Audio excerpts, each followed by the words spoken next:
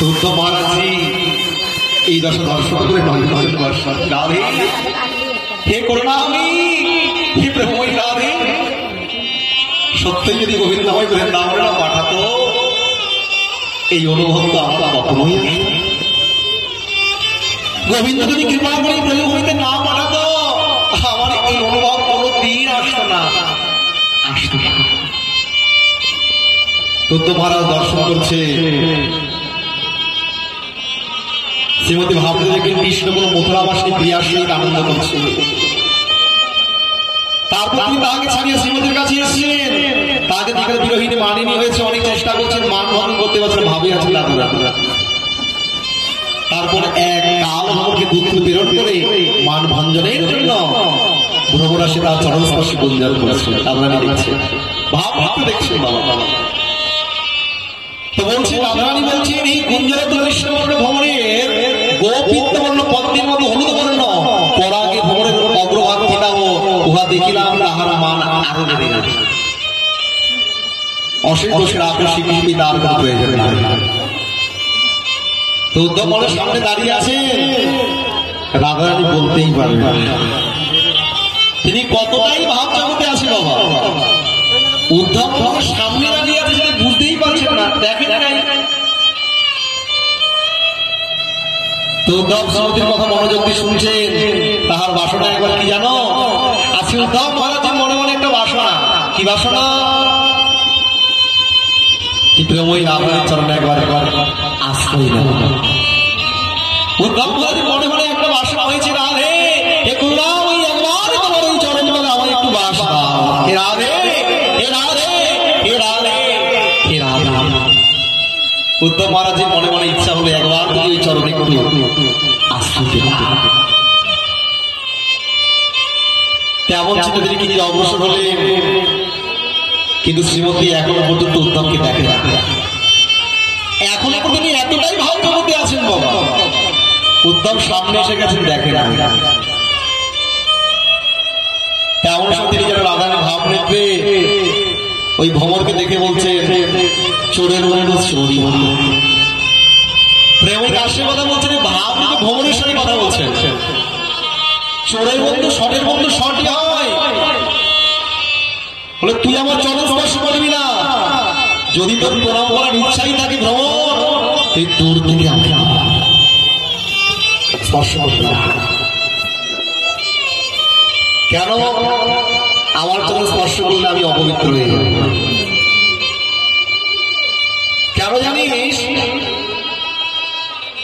ভ্রমরকে রাধারানী বলছেন বাবা, ওরে ভ্রমর তোর জানা নাই তোর বধূ করার বধূ তোর ওই সখা কি করেছে জানিস? বহুবার পাপ করেছে, কিন্তু বহুবার পাপ করার পরে এই চরণে যখন রাধে করুণাময়ী করুণা করে বলে যখন স্মরণ করছে বহুবার মুক্ত হয়েছে। বহুবার তিনি অপবিত্র ছিল, পবিত্র হয়েছে, কিন্তু জানিস তোর অপবিত্র নিত্য বহুবার এই পদ স্পর্শ করে পবিত্র হয়েছে। তোর বোধহয় আমার এই চরণের মহিমা জানা না। রাধারানী ভাব নেত্রে বলছেন ভ্রমর কিন্তু শাখা দর্শন করছে। শ্রীমতীর এমন বাক্য শুনে শুনিয়া ভ্রমর অন্যদিকে যাচ্ছে। তেমন রাধারানী ভ্রমরকে বলছে ভ্রমর একটু নড়ে চড়ে বসবো, অনেক কষ্ট হচ্ছে বুঝতে পারছি। রাধারানী ভ্রমরকে বলছেন আচ্ছা আমার চরণ ছিল আমার সখীগণের চরণ ধরে যাবি? বলে তোর ওই যোগ্যতাও নাই সখীগণের চরণ স্পর্শ করবি। তো কি হচ্ছে? অধিকার নাই তোর বন্ধু আমার চরণ স্পর্শ করে সাহস না পাইয়া উহা দিকে চরণ ধরে আগে অনেকবার পবিত্র হয়েছে।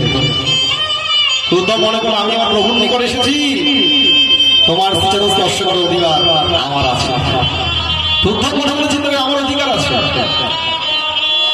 তো শ্রীমতী এই কথাগুলো শুনে ভাব ভ্রমণের বাক্য মনে করিয়া উড়িয়া উত্তরে বললে তুই যদি মদ্য খাই এখানে না আসতিস। উদ্ধবর ভ্রমণ কি বলছে? তুই যদি মদ্যপান না করে আমার কাছে আসতিস তাহলে আমার চরণ স্পর্শ করতে পারি। বলে ভ্রমর আমার মনোরঞ্জন করিবার তোর কোনো প্রয়োজন নাই, তুই বরং কোথায় যাবে জানিস? ওই ভ্রমণকে রাধারানী বলছেন মথুরাবাসী নারীগণের মান ভঞ্জন আমার করতে হবে। রাধারানী অনুরাগ করে ভ্রমণকে বলছেন মান যদি ভঞ্জন করতে হয় ওই মথুরায় তো অনেক আছে না, তো তাদের মান ভঞ্জন করে আমার ধরতে হবে না। এইভাবে আজকে রাধারানী বলছে। তো উত্তম মনে মনে সবুজ করে মনে মনে চিন্তা করছিল, রাধারানী আমার কর্ণে কৃষ্ণ নিন্দা ঢুকছে তো আর সহ্য হচ্ছে না, এমন ভাবে কঠিন ভাবে নিন্দা করা তোমার উচিত না। সেইভাবে আজকে শ্রীমতী রাধারানীর ভাব করে শুনছে, ভ্রমর বলছে, প্রভুকে এত নিন্দা করছিস কেন? অরে এত নিন্দা করছিস কেন? ওই রাধারানী যেন শুনতে পাচ্ছেন, ভাব নিন্দা আছে, তিনি কখনো দোষের কাজ করতে পারেন না। তো শ্রীমতী রাধারানী কি বলছে, মানে ভ্রমর তার দোষের কথা আমাদেরকে কি করেছে বলে, আমার ধর্ম কর্ম সব নাশ করেছে। রাধারানী সে ভ্রমরকে বলছে কি করেছে, আমরা যা অভিমান সব ত্যাগ করেছি ওই সখা। আর রাধারানী কি বলছে জানো, বলে আমার ওই কৃষ্ণের যারা মহিমা জগতে বলে তারা ঘাতক।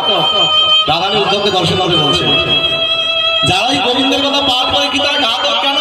বলে শোনা মাত্রই তাদের কি হয় গো, বলে হৃদয়টা বিদীর্ণ হয়ে যায়, চূর্ণ হয়ে যায়। কিসের জন্য? অহংকার চূর্ণ হয়ে তারা কখনোই গোবিন্দের চরণে যাবে চিন্তা নেই।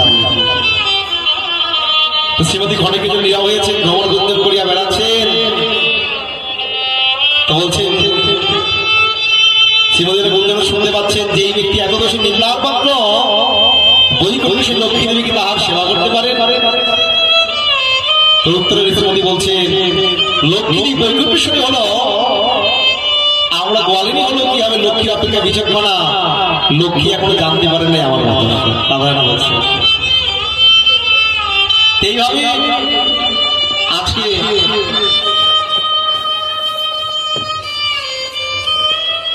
বলছেন, অন্য কথা কহ মুখে শুনে মনে পাই সুখে না গো কৃষ্ণের বর্ণ। রাধারানী বলছে আর বলো না এমন কথা। তেমন সে ভ্রমরের গুঞ্জন শ্রীমতী বললেন, তিনি মধুপতি, তিনি মধুপুরীতেই আছেন। শ্রীমতী বললেন, শুনাই না বিনাই অতি মথুরার প্রাণপতি। আরে আমার কথা না হয় না মনে পড়ে, কীর্তিকীয় প্রভু স্মরণ হয়। রাধারানী বলছে, আমার কথাটা নাই ভুলে গেল, পিতামাতার কথা কি এখন মনে পড়ে না? বলে গোপগণে পরে মনে এই দিব্য বৃন্দাবনে পরে মনে মতকেলিগণ মোরা ছিল কিন করি প্রভু কি স্মরণে হরি কথা কি কহে না আমাদের বলছে। এই দাসীদের কথা কি একদিন ভুলে গেছে, একবার কি মনে পড়ে না? তার কিন্তু ভূষদণ্ড যাহাতে অগুরগন্ধ শিরে কবে করিবি অর্পণ কহ কহ উদ্ধব কবে আমি পাবো সেই অনাদিরাদি গোবিন্দ দর্শন। একবার তুমি কৃপা করে বলো সেই অগুরু গন্ধর পরপুরের গন্ধ আমরা আমার কবে বা পাবে একবার বলো।